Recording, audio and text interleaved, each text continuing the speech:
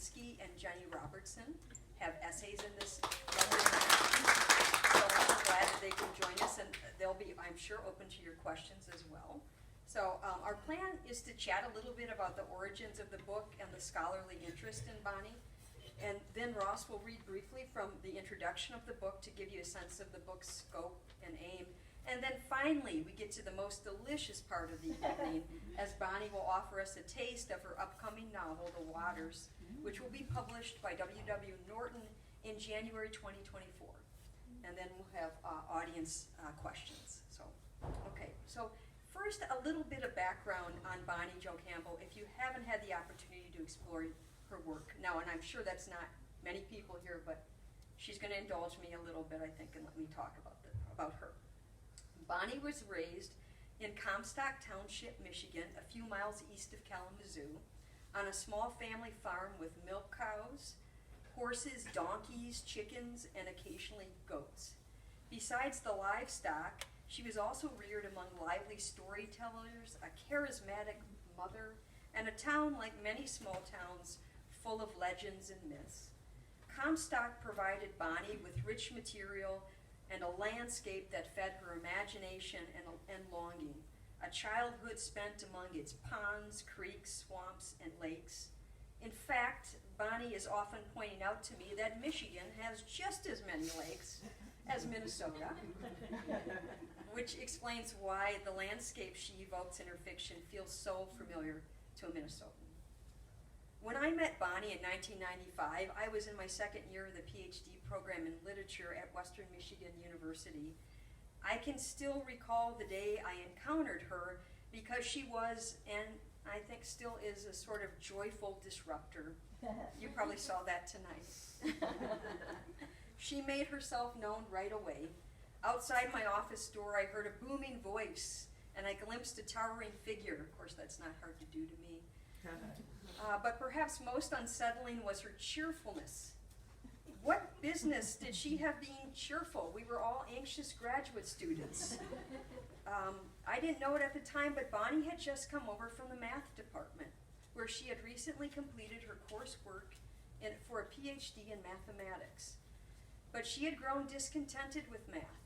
This is what mathematics professor Art White told me in 2015. He said Bonnie was good enough in math, I believe, to have persevered to the PhD. She got through all her coursework for that degree and was prepping for her prelim, but she didn't seem to be enjoying herself. She would write humorous comments in the margins about blocks to creativity encountered and the like. White felt an immediate kinship with Bonnie, and seeing her distressed, encouraged her to take a writing class.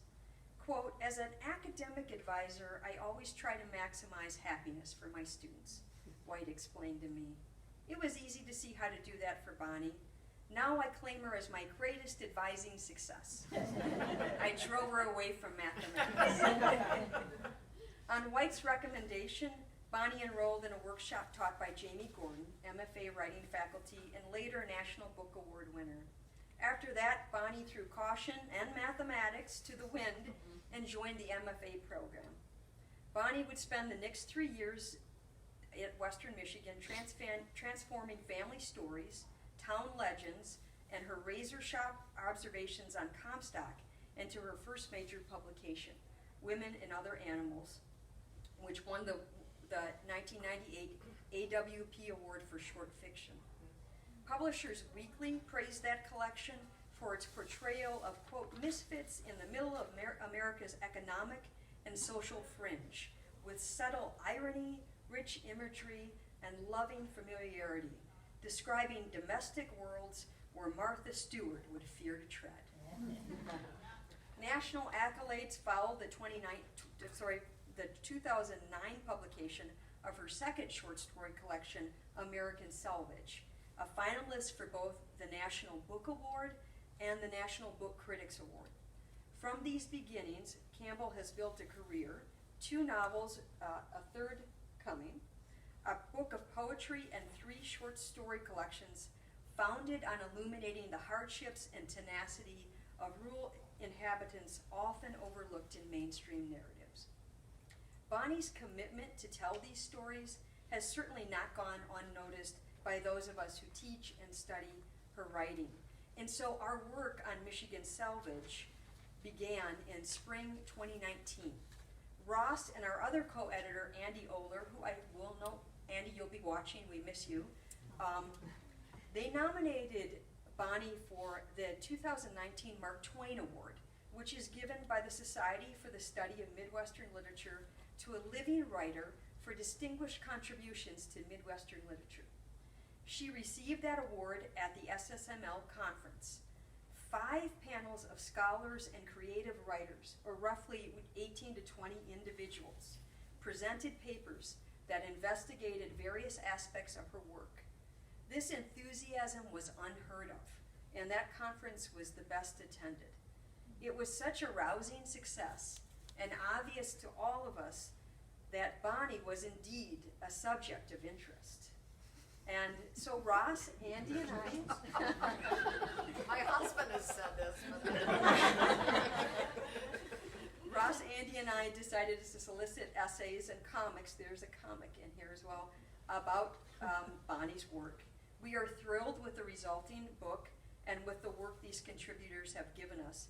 And we are delighted that it had found a good Michigan home at Michigan State University Press. Now finally, if you look at the author's biography on Bonnie's website, you'll note the emphasis on the adventurous life she has led. Quote, hitchhiking across the US and Canada, scaling the Swiss Alps on her bicycle, traveling with the Ringling Brothers and Barnum and Bailey Circus, selling snow cones. But the truth is, Bonnie got all that wanderlust out of her system early on. She returned to Comstock 36 years ago, and has remained a devoted citizen and ambassador to her hometown. Neither her literary fame nor her worldwide fan base have persuaded her to strike out elsewhere.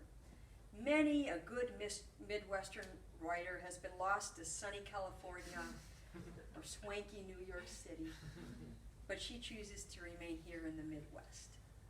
And so the place that fed and nurtured Bonnie is the same place that she transforms and evokes for us, readers, scholars, and teachers who see in her compelling portraits of landscape and characters a reflection of our own communities. Now to offer you a little morsel of this book, my esteemed and lovely co-editor, Ross Tangedal, will read a bit from the introduction.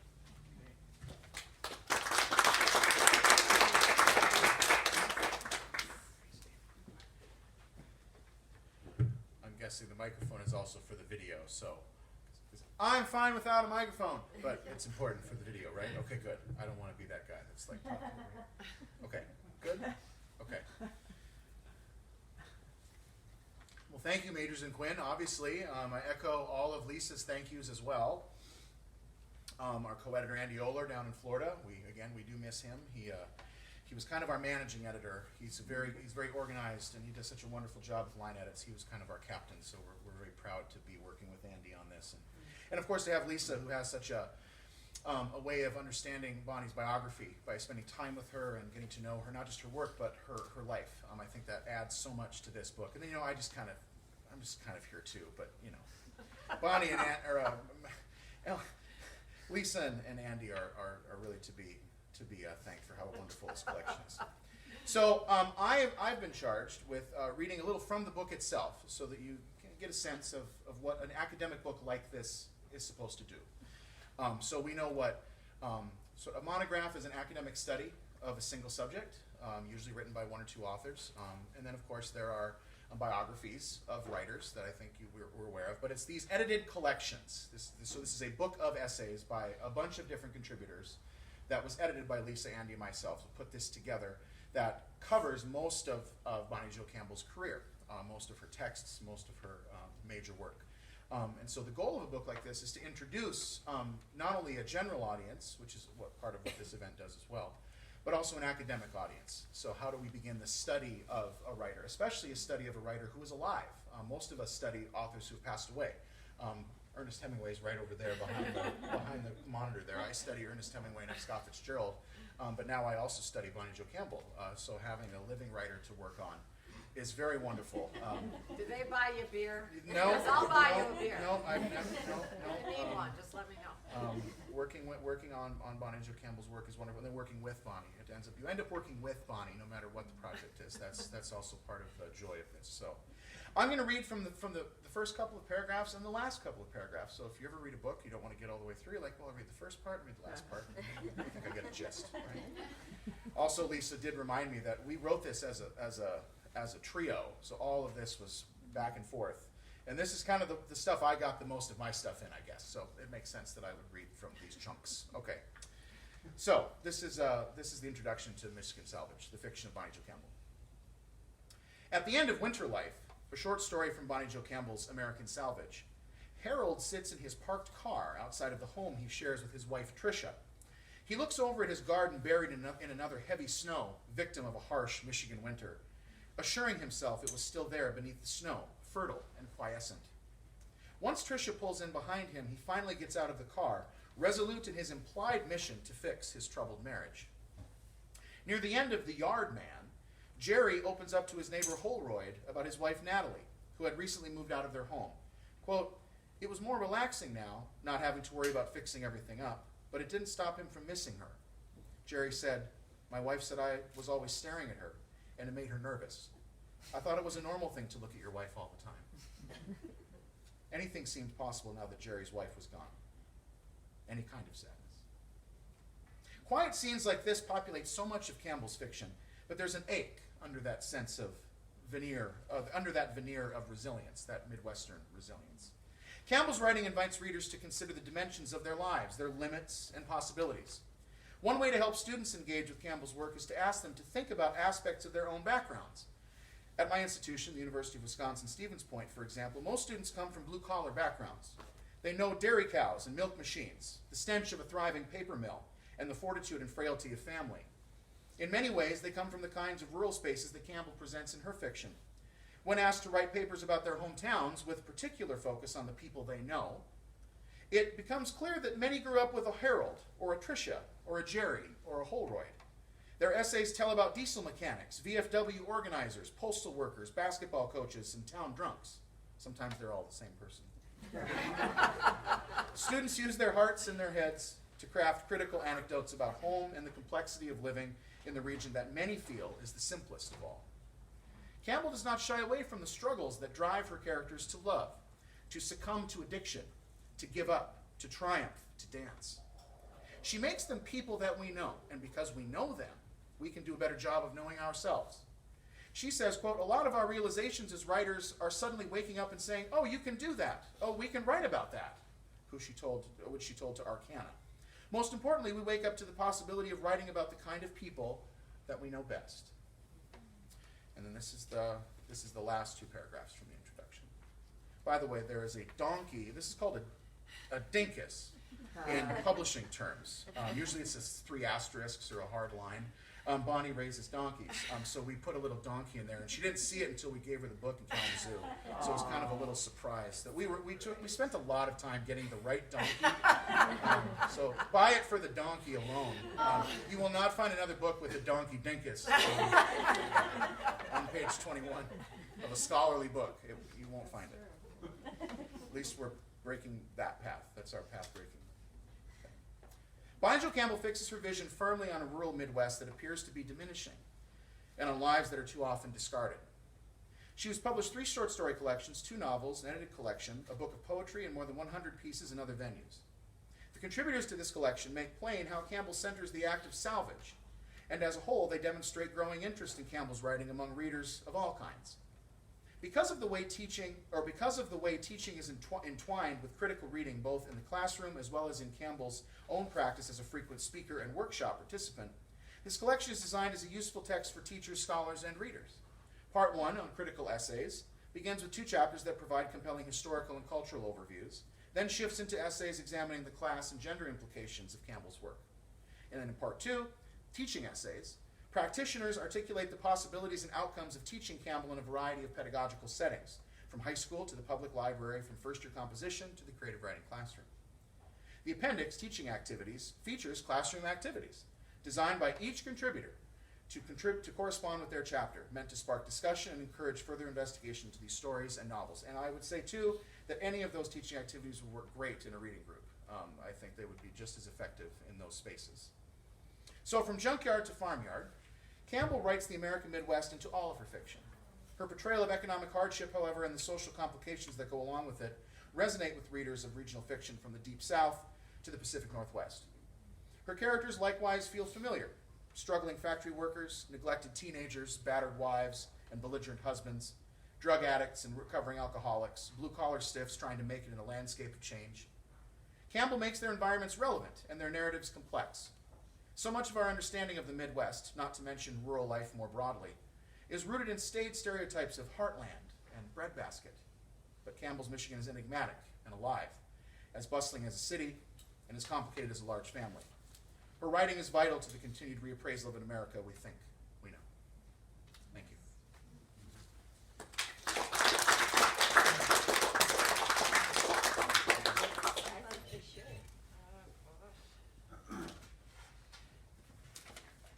It's a little weird for me to read.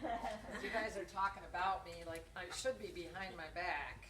Right here. It's funny. So thank you. Thank you guys for saying these nice things. Sure.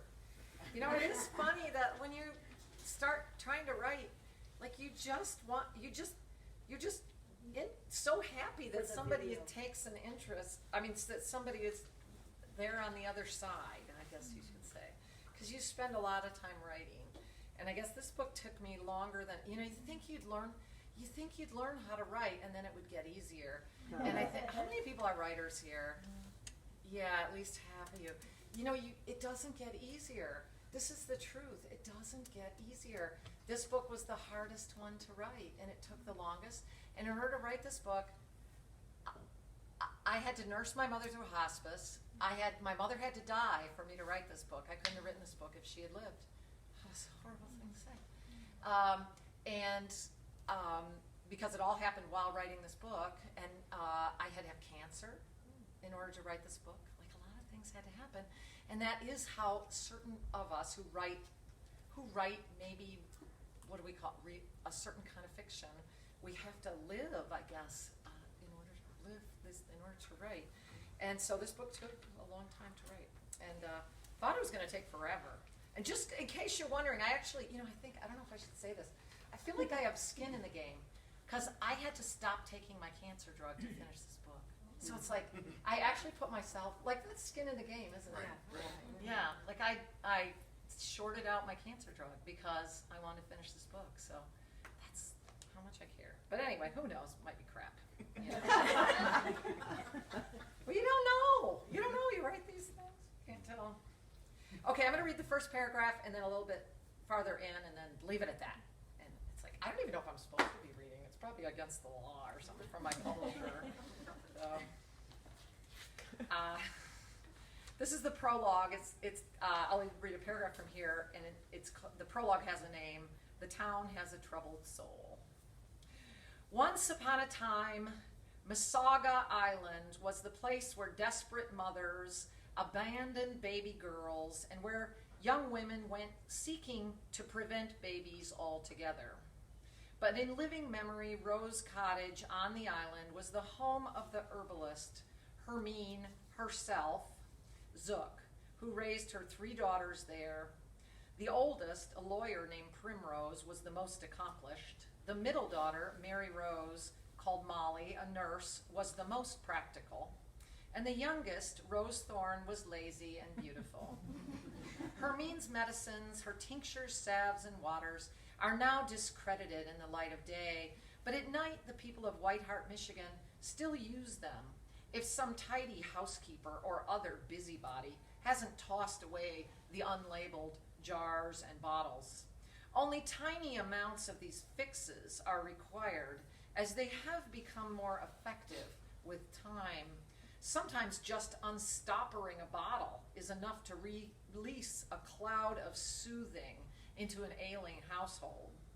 The island and its women loom large in the dreams of local folks, who sometimes wake up sweating from visions of witches in black. though the island women never wore black, or of crows watchful in treetops, or of swamp streams bubbling up through the floorboards of their houses. It is said that the island, where healing waters percolate to the surface, was a place where women shared one another's dreams, a place where women did what they wanted. Imagine the place where women do what they want. Even considering the planet's rising temperatures, winter in White Hart remains long and cold, and when spring finally comes, when the ground thaws, people here begin to feel energy trickle up through the topsoil and into them through the soles of their shoes. Now more than ever, they are hungry for beauty, and they dream about Hermine's youngest daughter, the lazy, light-hearted, golden-haired Rose Thorn, flowing back to them like a bright stream in a riverbed that has been dry. Though she might also appear in the form of a sly, starved animal trotting across a field, or they dream of her enrobed in sheaves of golden wheat, or rising up from the heart of the tender, pale celery stalks, or even whole fields of celery rising up through the mud. Though none of the few remaining farmers grow wheat or celery anymore, just corns and soybeans, as recommended by the Farm Bureau. As a child, Rosie was so thin-skinned that she suffered from chilblains and frostbites on the short walk to the bus stop. That is, whenever she was bullied into going to school by her sister Molly. More often, she skipped school and spent her winter days in bed on the island reading Oz books and fairy tales. From the time she was a teenager, she ran away from home for part of every winter to visit Primrose, who was practicing law in Southern California. There is more than one old photo of Rosie tucked in a Ziploc bag and hidden someplace where a man's wife or girlfriend won't think to look. None of the blurry photos do her justice, but any libation is welcome in thirsty times. Complaining about Rose Thorn's foolishness still makes the men and women of White Hart feel cheerful, and complain they do. Recalling Rose Thorn smiling and blinking in the sunlight with a beer in one hand and a Pall Mall coffin nail in the other, not bothering to swat away mosquitoes or ground bees, inspires folks to plant their gardens, to kiss their misbehaving children, and even to make love. The truth is, Rose Thorn is right here in White Hart Township now, in the flesh, though she no longer lives on the island. She stays out of the public eye these days, and in cold weather she exists in something like the languid state of the overwintering Massasauga rattlesnakes, a brumation in which a creature still drinks to sustain itself and bites if threatened. If Rose Thorn needs something from a neighbor, it will be her daughter who comes asking for it. So, I just want to say like a few words about these guys. Like, I'm telling you, they're so amazing. And how many of you know Lisa? Because like, she's awesome.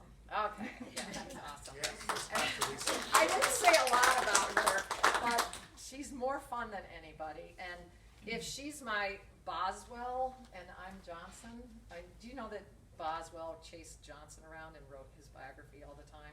Like, so they always showed up everywhere together. So that's what I want. I just want Lisa around all the time. And I did just discover that it's a direct flight from Grand Rapids to here. So the good thing is I can come here more often and then just hang out with her. So that'll be fun. And Ross is way more amazing than that little like dumpy little bio that we heard about him. I mean, like, he's the editor of Cornerstone Press, which I don't know if you know, he's publishing with students at University of Wisconsin Stevens Point. See, I screwed up already. It's okay. 44 books next year. Is that right? Wow. 44 books. I got it down to 36. Oh, thank goodness. I had to move some things around. Okay. But like, he's really publishing new, especially a lot of new authors. So he's doing the work of getting authors out there so that you can be exposed to more writers. I mean, this is the thing, is that writers, I mean, we're in a country where writers are writing like crazy, and there's so much good work out there, and the press that Ross founded is making it possible for more of these books to become available, so it's so great. He's also a stay-at-home dad of 3 kids. He's so awesome. He's teaching full-time, and he isn't even 40 years old. And he used to sing opera. That's true. And he taps his maple trees for a sap. Yep. So that's all I'm saying. So it'd be awesome to talk to you all. And also, since we have Jenny and Ellen here, can we just, what are the names of your essays in there? Could you just say the names of the essays? My essay is called Power Tool Mishaps. I should read it so we can get it in. Yeah, you should. Women and Alcohol in Playhouse. I'm just gonna say, Power Tool Mishaps, Women and Alcohol in Playhouse by Ellen Lansky. Okay, and Jenny's? Yeah, mine's American Weirdos on Parade. About Bonnie's story, The Smallest Man in the World. So American Weirdos on Parade, Reader Response Journals, and The Smallest Man in the World by Jenny Robertson. I just want to make sure you're on the tape there. Yeah, you're on it. So thank you all. And so you can ask any of us questions. And I think what you can see is so super fun about this. These are fun, they're fun essays that are in this book. It isn't just like people sat down and wrote dry stuff. Like, it's really fun. They're all really fun. And then, do we show the comics? Oh yeah, show. I mean, we love that Monica, and I don't know if you guys know, I convinced them to put Monica's map. She made a map that's going to go on the front of this book. Wonderful. So there's this comic book artist who's done comic book versions of all my short stories. So for this book, she did a comic literary critique. And those of you who teach literary criticism, like, it turns out this is actually kind of a good tool for certain students who just can't stand for their own writing, to allow them, I mean, we're accustomed to graphic novels, but to allow students to do, like, graphic criticism. Like, it's a really beautiful thing, and it's just really fun to look at. And she, in this, compared Monica Friedman, and she compared to my 2 novels that are published. So, yeah, so we're all happy to answer some questions, and so this is your chance to ask, like, what is this whole business about? I have to ask that. What's this whole business about of celebrating, a living writer? Right. Not just to get a beer, not just so that the writer can buy you a beer.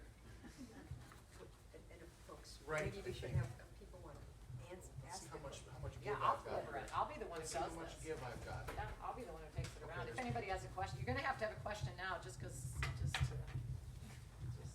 Plenty of give here. No pressure. All right, does anybody have a question? Because we'll just keep saying stuff. I'll start. So this going on the film? I think so, right. Talking for the record. So my question's for Ellen. Oh. So you wrote about women and alcohol. What about the men? They all seemed a little drunk to me. So I just thought I would ask if you had any thoughts on the men. That's a really good question. Thank you, hello.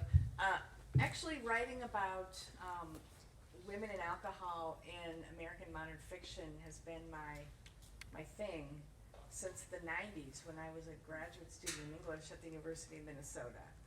And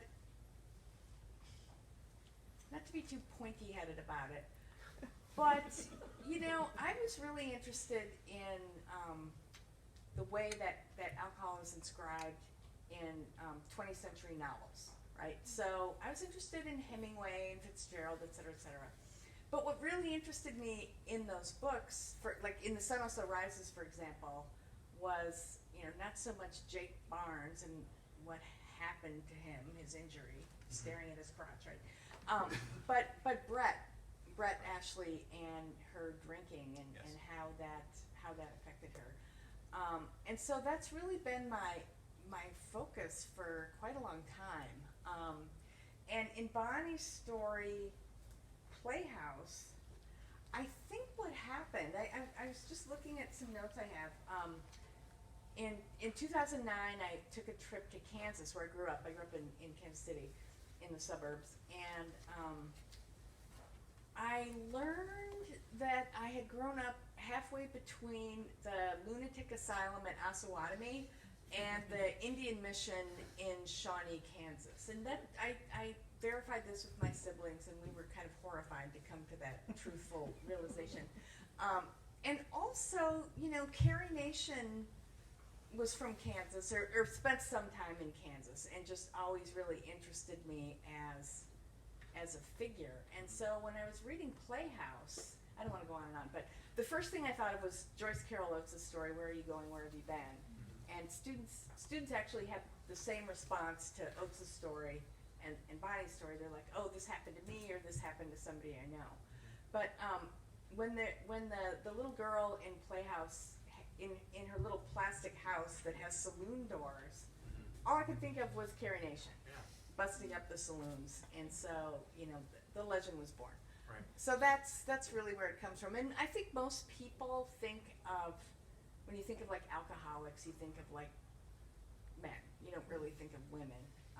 And so my work has always been to kind of shift that focus and to centralize those characters. And so from that perspective, Bonnie's work is significant in the American fiction literary canon. So, you know, people just need to like push over a little bit and make some space for Bonnie's work, because it fits right in. Yeah.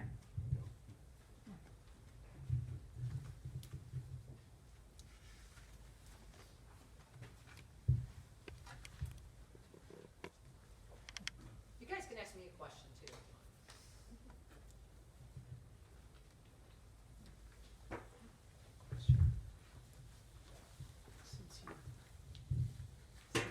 Since you say we can ask you a question, has your work, I'm assuming it's been translated, into what languages, and what are your relationships like with your translators? You know, it's fun. Like I'm translated into I think French and German and Italian, and I don't know about British English, if they actually go in and put the U on honor. I don't know. I thought I should go do that. But and Spanish. The main one is Spanish. All my books are translated into Spanish, and it's sort of interesting that the Spanish ones are the ones I know the most about, because that's the only place where they really communicated with me. I mean, I'm kind of surprised that when people are translating me, they don't ask me questions. That's what's shocking to me, because I think I actually intentionally use Americanisms in my writing. So I'm always, I mean, maybe they're all well known. So I don't know how good most of those translations are. I've never heard anything bad about them, but I haven't heard much. And I think, and one of them was in Finnish, I think, maybe a Finnish translation. But the Spanish translation, I've actually been invited to Spain twice, so I have to assume it's a really good translator, because I'm very popular in Spain. Why? Like I think I mentioned to these guys, I actually this year went to Barcelona for the second time, and I got out of a car in a little square in a town, and 100 people cheered. And it was so weird. It was so weird to be a writer, because like here nobody cares and nobody knows you. But it was weird to get out of a car and have 100 people cheering in Spanish, and they all were shouting things like Rachel Crane. You know, so I have to assume I have a really good translator. And that Spanish translator, every book has had at least a dozen questions for me. So I have to think that's what makes a good translator, is the one who's going to the trouble of communicating with the author. And I hope to be translated more, but you know, you do worry, because once you're translated, you have a book you can't read. You know, you have a book you can't read, and you can't check, and you can't make sure the tone is right, you know? So I have to assume, maybe what happened is like the Spanish translator is actually a better writer than I am. And maybe he made the books better. So, you know, he certainly made them have a lot of potential. So, yeah.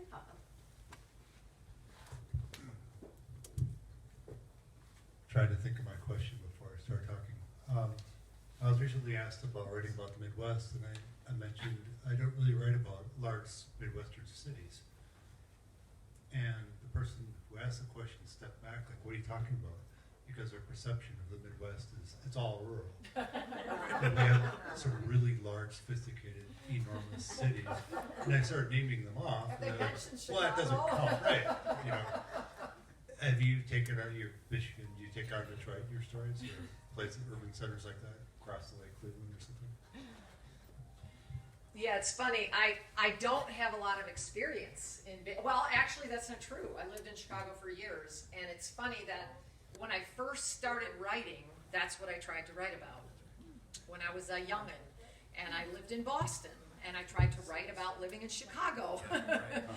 And it's funny because I loved living in Chicago. I mean, it was just fun. And I was like one of those foolish young people in Chicago. Like, I've had this idea, I wanted to save $2, so I walked from downtown to Wicker Park, if anybody knows where that is. So, in other words, I walked right past Cabrini Green. You know, if you remember what Cabrini Green was. Like, and I had all these, so I was that kind of a kid in the city, and I loved being in the city.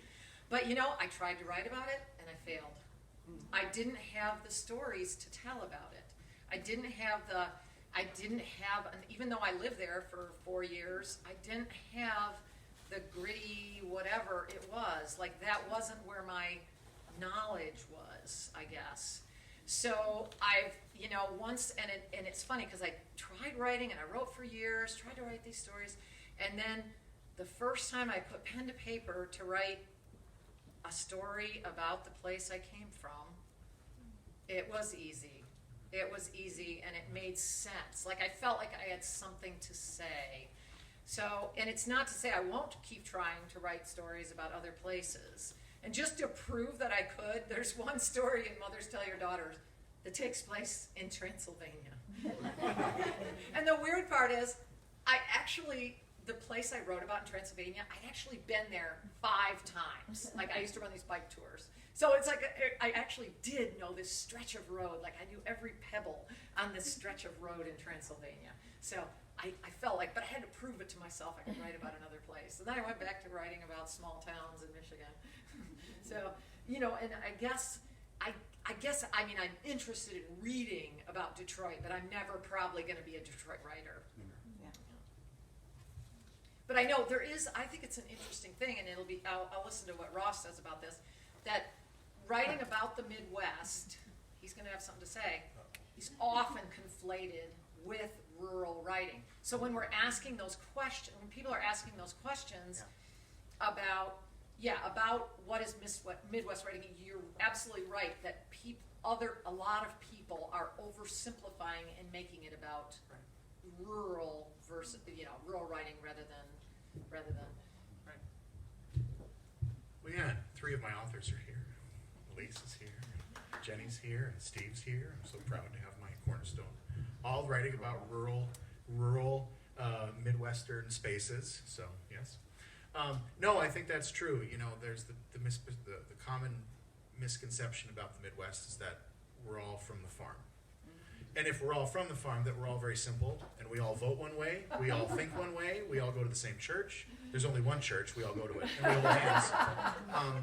And so, like any literature that is trying to advance the complexity of the human experience, I mean, what is the point of writing if not to express the complexity of the human experience?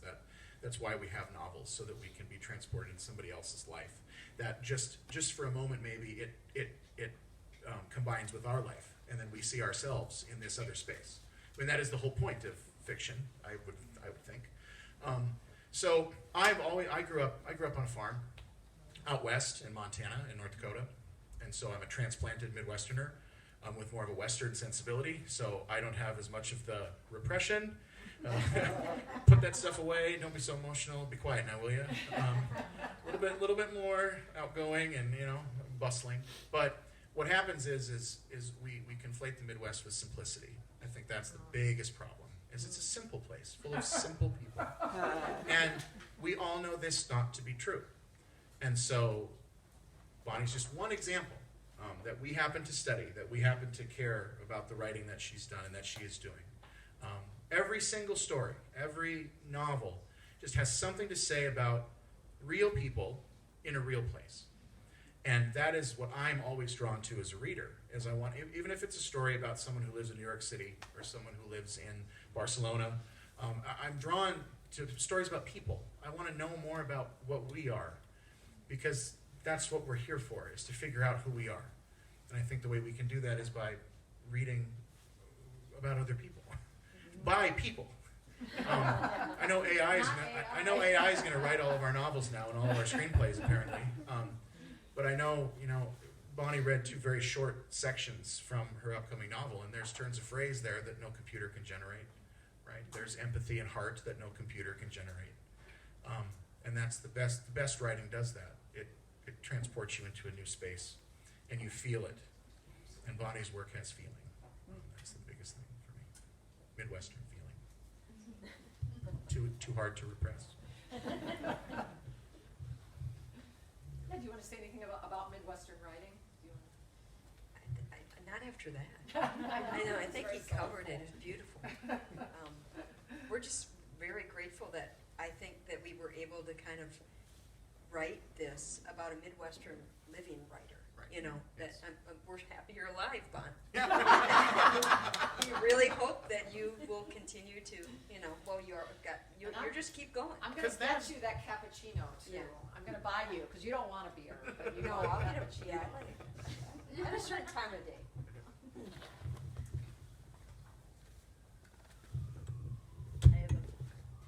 I have a question for either Lisa or Ross. Sure.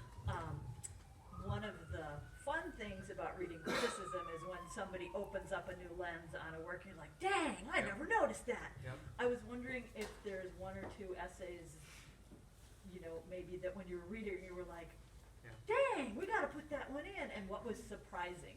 What was the surprising thing for one or both of you? You go first. Okay. Then I'll just back off yours. Okay, all right. If you pick mine, I'll just pick other ones.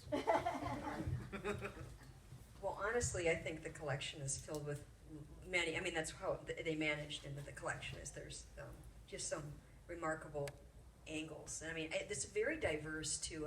We wanted to do teaching approaches, but also this, so you have an Ellen's essay with sort of a historical feminist lens. I think that one that, it'll be interesting to see what Ross says, but one that I think I was just blown away by was one that was done at the conference. Well, actually, this was done by a Michigan State professor. And what would he call Garth? We'd say, you stole mine. okay, sorry. We'd say his background is, he teaches classes in, was it humanities? Humanities and American Literature, yep. And Writing. he's very interested. He looked at 3 different stories that were set at he studied Y2K. Bonnie's got several stories, 3 he looked at, that look at people's anxiety around the start of 2000, right? Yeah. And he came up with a really remarkable angle that examined kind of cultural anxiety, Yes. and particularly men, and the way in which he threaded his look at those 3 stories, it just made you go, wow, I never saw that. I didn't, I wouldn't have even thought, oh, these are all set at the same time, because they didn't all come out of American Salvage. Right. There's 2 stories from that collection, Yep. but Bonnie has another story, and Mothers Tell Your Daughters, and he brings that one in Yep. as well, and it's really very, very smart. Right. In fact, it was published in Midwestern Miscellany first. That was a collection it was a journal that came out after this conference that Ross and Andy put together. Anyways, I would say, so Garth Sabo, now I'm going to forget the title, but I can say it. Garth, if you're listening, where is it now here? Number 3 or 4. Number 3 or 4, Ross. Okay. Bonnie Jo Campbell's Millennium and the Infrastructure of Failure. Ah. That's the one that I Right. think is really quite, Right. they're all remarkable. Right. That one is really interesting in its approach. Well, the whole point with Garth's essay is what happens when we prepare for the end of the world and the end of the world doesn't happen. Now what's the meaning of your life? The meaning of your life was for the world to end. And it didn't end. Now what? It's a great question, right? Like that's, and even you think about the silliness of the anxiety of Y2K2. I was 14. You know, how silly, you look back, how silly that was, right? But anyway. Yeah, Garth's essay is wonderful. I've been taken by Ellen's essay since she delivered it at SSML. She knows that too. I helped, when we got the contributors in, I said, I want to edit Ellen's. I want to make sure I work with Ellen on hers, because I think there's, it's all about those saloon doors in that playhouse from Bonnie's story, and then how Ellen just saw Carrie Nation and just temperance movement, and all of a sudden she's just off and running in this whole, and that's what good literary criticism does, right? To your question, like, how do literary critics bring in history or context or their own reading, or even images that they see that maybe you don't see? And now how can I read Playhouse without seeing Carrie Nation batting down the door, right? I'm now transfixed by Ellen's perspective, and I think that's a wonderful part of doing a project like this. And of course, I've loved Jenny's essay since day one too. One, picking a story that's, you know, not as well known in Campbell studies, which we can Campbell studies, and for Jenny and those other teaching contributors to write about how to teach these works, and how vibrant the student responses are to the work. Going through all the contracts with all the students to get, I was in charge of all the DocuSign contracts, because if you work with human subjects, as some of you know, you have to get approval through IRB, and so you have to get their permission to use their work. So Jenny and a few other of the teaching essays, I sent lots of contracts. I told Andy and Lisa, I'll do the contracts. I'll take care of that, because I didn't want them to have that headache. I'm kind of a headache, tedious person. I'll take those projects that no one else wants. And to hear the students, though, speak about Bonnie's work with such interest and grace and clarity, which is clearly, as far as I'm concerned, based on their instructor's ability to provide them with the materials. So someone like Jenny, who's a teacher, giving them this story, of all the stories she could choose in a world literature class. It's a world lit class. I mean, that's wide open, folks. Like, we're talking, what, antiquity to now. Like, whatever you want. And she's like, oh, I want to do The Smallest Man in the World by Bonnie Jo Campbell. That really showed a lot about how you can teach these stories in various ways to various audiences. So yeah, I'll speak for our contributors in the audience, for sure.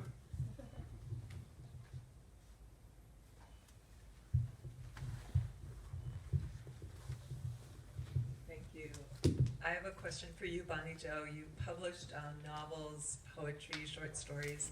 Can you talk about the writer and those different genres, the challenges, the similarities of writing in all those genres, what you think about, how you decide what type to write?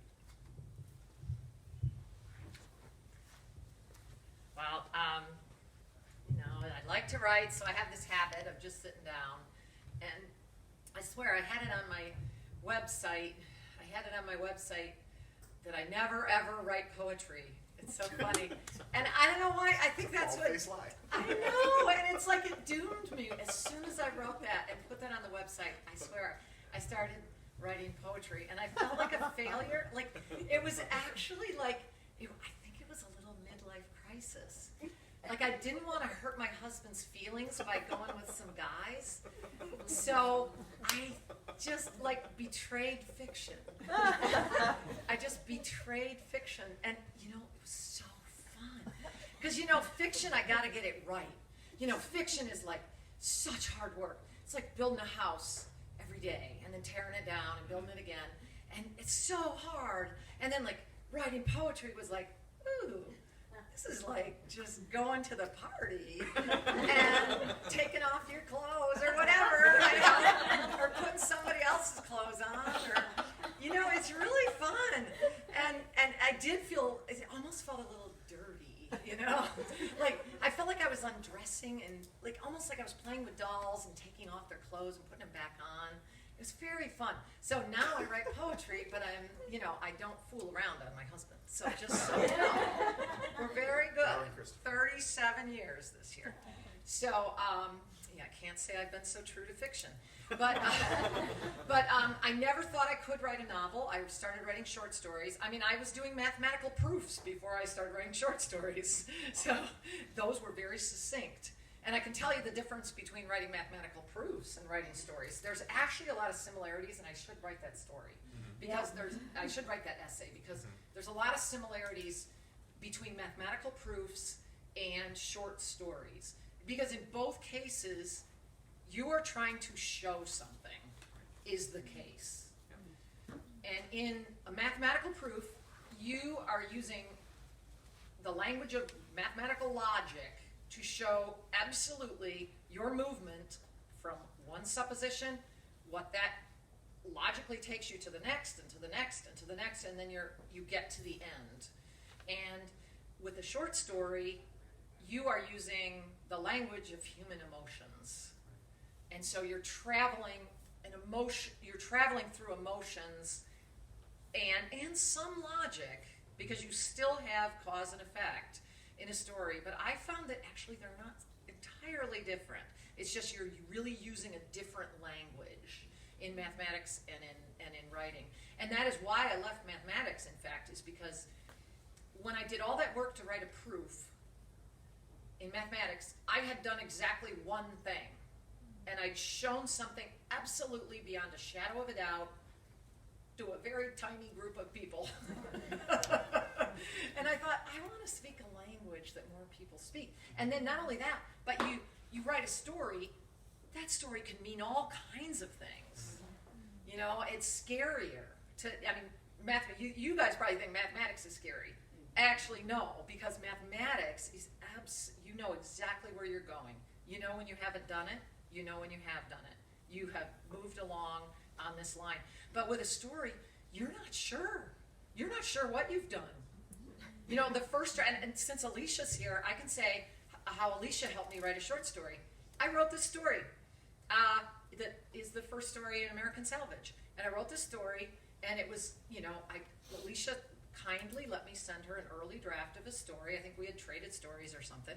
And so I had this story about this person breaking into a family cabin, a mother and father and kid, and breaking into the cabin, and she messed around with the food, and she messed around and broke a chair, and then there was a mattress.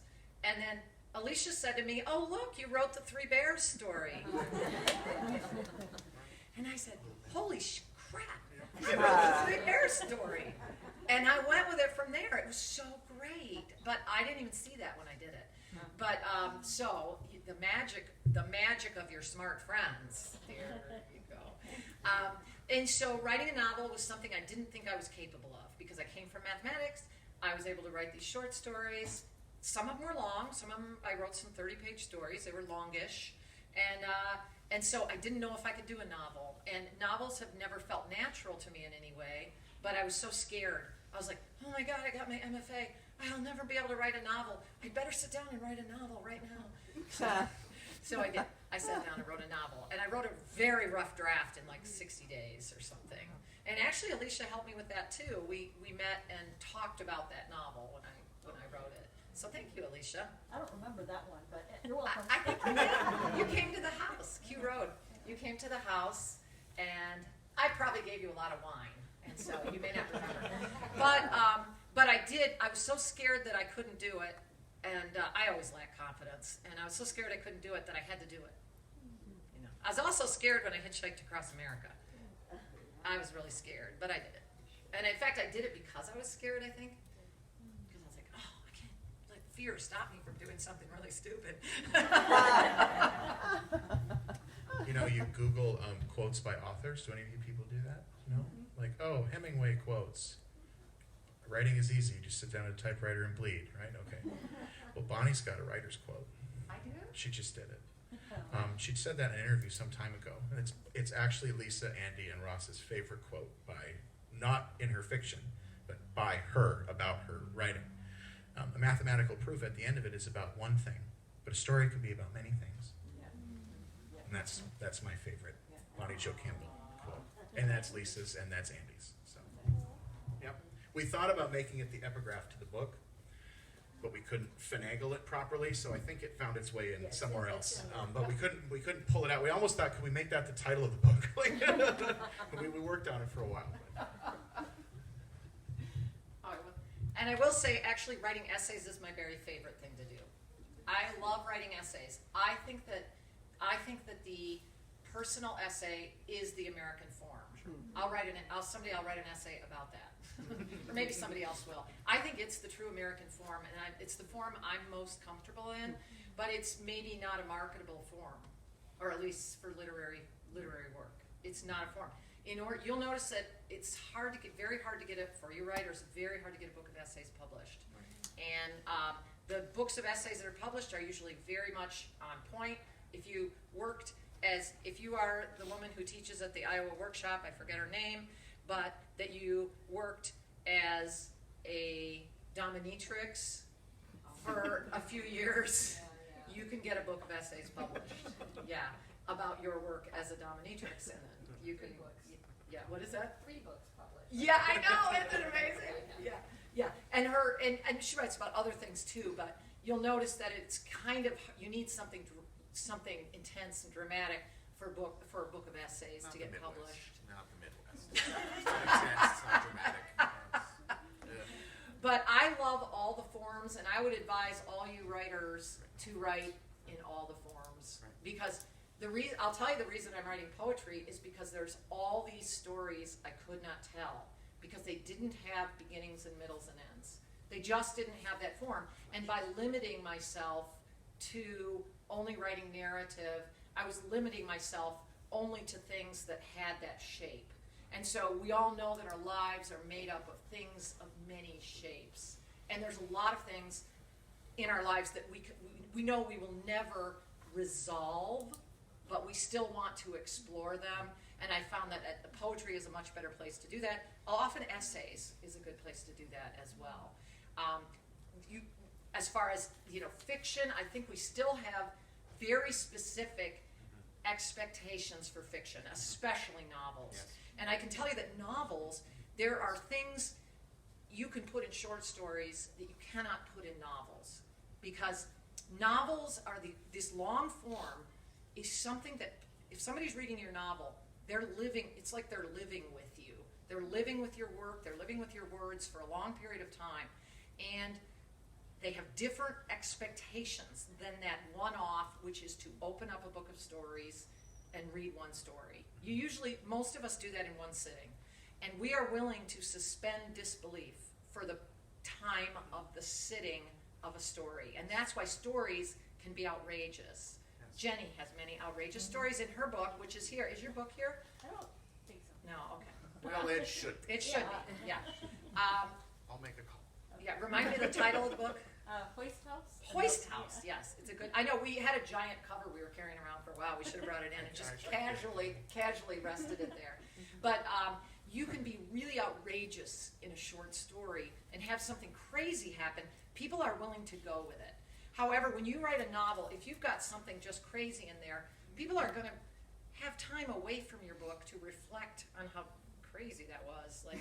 Like I had a short story where I had a girl, she just doesn't go to school. Nobody minded. When I tried to put that in a novel, everybody who read it was like, oh, the social services would be And so I think in a short story, you get a certain license that you don't get in a novel. And yet, for the publishing world, the novel is the magical item. And I think it is because we do want to live in a book for a long time. And I think some of us do in certain times of our lives, even though I think short stories are often better pieces of literature, they're more like art. Sometimes, often, and most of the time maybe, we want a novel because we want to live in it, and we want to go away from it, and we want to come back to it. We want to go away and come back throughout the course of a week or 10 days or something, or 2 weeks. So I think these play such different roles, but and all these forms are connected. It's so interesting. I'm glad you asked that question. It's so interesting. Those of you who aren't writers are probably bored with it, but I think for us writers, we do think about this all the time. these different forms and the way that they fit together. I also have work that I've done. I always want to present this in a classroom if they'll let me. I have a subject matter. I wrote an essay about a tow truck driver in my town who got beaten up very badly by some druggies, and they tried to steal his money, and I wrote a very in-depth essay about this, and it took a long time, many months. I hung out with the guy. He was a guy who was supposed to die. I mean, he almost died. He didn't die. He's a real survivor. And so I just love this. I became obsessed with this tow truck driver. And so I wrote a long essay. It was published in Southern Review. And then I realized I'm not done with this. Not only did I want to actually tell the truth about what happened, and for me, creative nonfiction does mean telling the truth. I mean, I really stick to the facts. I sort of come from a journalism background in that sense. But I had to tell the larger story, of which that essay was a particular example, if that makes sense. So we need fiction to tell the larger story, I think. And so I wrote a short story about this. And then I wrote some poems. And one of the poems was just about the magic of watching a guy tear apart a car with his bare hands. If you've ever seen it, I mean, guys in a junkyard tearing apart a car, it'll make you cry to see it. That hard work, and it was in the winter, and watching somebody cold, and then he's torching pieces off of it. And these are people who, it's worth a little bit of money, so this part's coming off for a little bit of money. And it's so beautiful. And so that was something that had to be poetry in order to express it. So I like teaching that your subject matter, if it's subject matter that you really desperately care about, it can have many lives. And I think you academics know this, because you're not going to just write one thing about a subject that you're interested in. I think academics are smart enough to know, if I'm going to go to all the trouble to become obsessed with and involved in this stuff, then I'm going to write a lot. And I think sometimes us fiction writers, or us creative writers, we just want to write one thing. But if it's really something you're interested in, I would advise continuing. I really would like to write a libretto about did I say it right, libretto? Yeah. Okay. About says the opera singer, about the junkyard. I think that would be fun, about the tow truck driver, but I don't know how to write a libretto. Any last questions? I think we have to wrap. That's a good one to Thank end you. on. Yeah. Oh, yeah, thank you. Wow, that was great.